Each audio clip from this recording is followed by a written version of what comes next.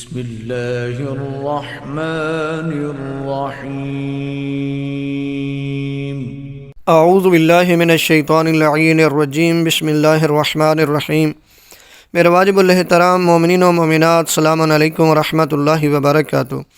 مومنین کرام، آج ہم آپ کے سامنے 27 رجب کی رات اور 27 رجب کے دن کے اعمال بیان کرنے جا رہے ہیں۔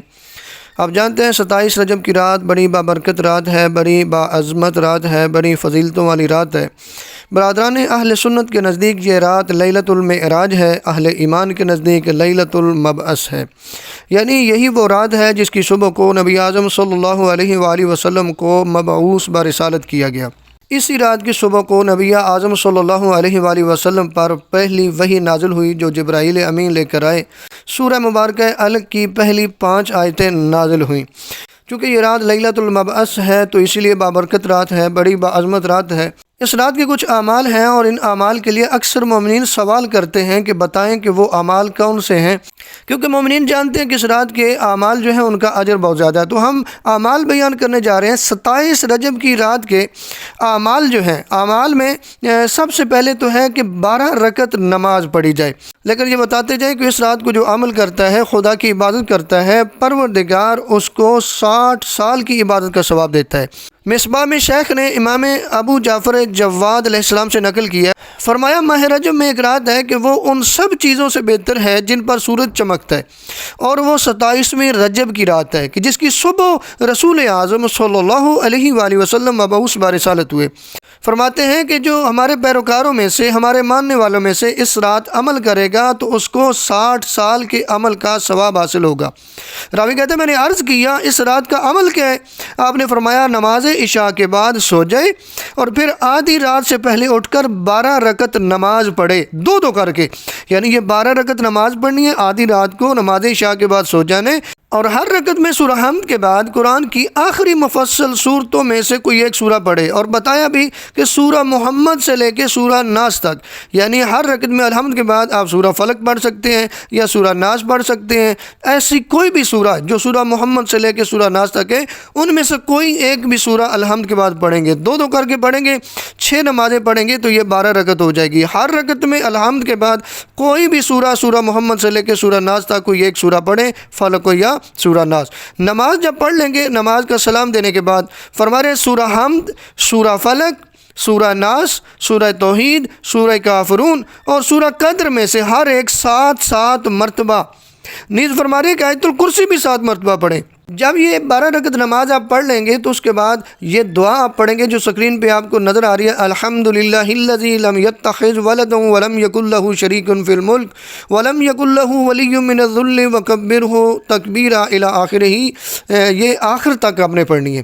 جب یہ دعا پڑھ لیں گے تو اس کے علاوہ آپ جو دعا پڑھنا چاہیں وہ بھی پڑھ سکتے ہیں۔ اس رات کا ایک اور عمل ہے غسل کرنا۔ اس رات کو غسل کرنا مستحب ہے، یعنی 27 کی رات کا غسل کرتا یا کرتی ہوں قربتاً الی اللہ، یہ اس کی نیت ہے، غسل کریں۔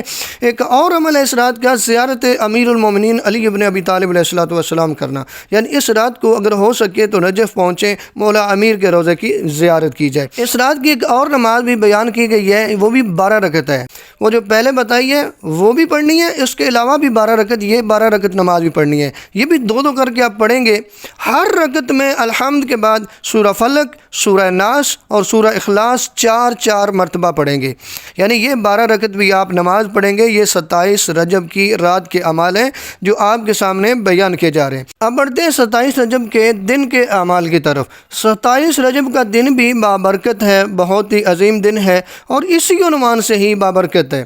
27 رجب کے دن کے اعمال میں سے پہلا عمل جو ہے وہ ہے غسل کریں۔ 27 رجب کا غسل کرتا یا کرتی ہوں قربتاً الی اللہ، پہلا عمل ہے کہ 27 رجب کو غسل کیا جائے۔ 27 رجب کا دوسرا عمل ہے روزہ رکھنا، جس کا ثواب 70 سال کے روزوں کے برابر ہے، اور علماء نے لکھا یہ دن سال بھر میں ان 4 دنوں میں سے ایک ہے کہ جن میں روزہ رکھنے کی خاص امتیازی شان ہے۔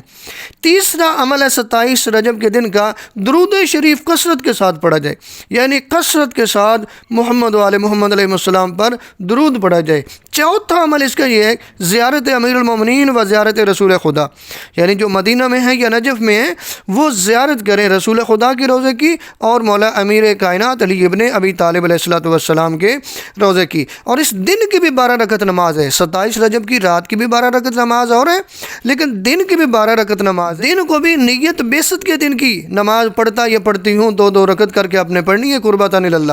نماز کے بعد سورہ حمد، سورہ توحید، سورہ فلق اور سورۃ الناس میں سے ہر ایک 4 مرتبہ پڑھنے کے بعد 4 مرتبہ آپ نے کہنا ہے لا الہ الا اللہ واللہ اکبر و سبحان اللہ والحمد للہ ولا حول ولا قوۃ الا باللہ العلی العظیم۔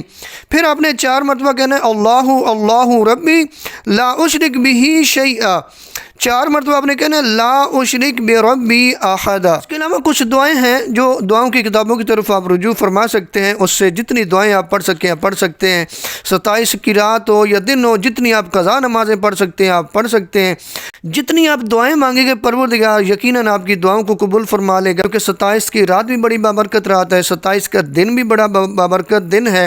نبی اعظم کے صدقے میں، نبی کی آل کے صدقے میں دعائیں مانگیں گے پروردگار آپ کی تمام تر دعاؤں کو قبول فرما لے گا۔ اب آتے ہیں کہ جو ماہ رجب میں 27 روزے رکھے گا اسے کیا ملے گا۔ نبی اعظم صلی اللہ علیہ وآلہ وسلم فرماتے ہیں جو شخص 27 روزے رکھے گا ماہ رجب کے تو خداوند متعال 400 سال مسافت کے برابر اس کی قبر کو وسعت عطا فرمائے گا، اور یہ سب کی سب مسافت عنبر اور مشک سے معطر ہوگی۔